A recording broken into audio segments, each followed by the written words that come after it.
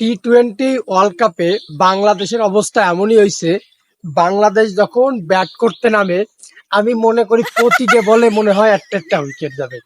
বাংলাদেশি ব্যাটসম্যানরা ব্যাটে নামলেই মনে করি যে উইকেট একটা গেছে, এবং তাই হয়।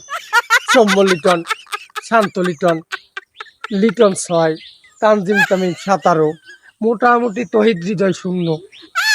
এরকমই একটু অবস্থা। মানে আমাদের এখন খেলা দেখতে বসলে বাংলাদেশে কোনো শান্তি নাই, প্রতি বলে উইকেট যায় এরকম মনে হয়।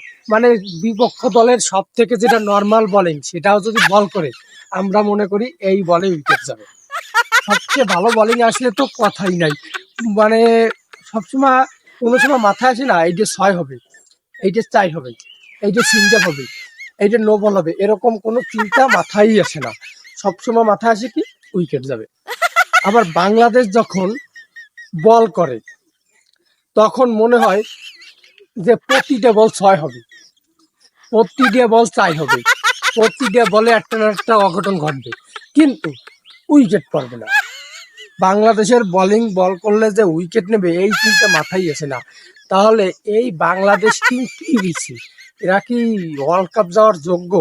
বা ইউএসএ, কানাডা, নামিবিয়া, ওমান, এরা যে কোয়ালিটির ক্রিকেট টি-20 ওয়ার্ল্ড কাপে দেখাচ্ছে, তাতে বাংলাদেশই হচ্ছে সর্বনিম্নের দল।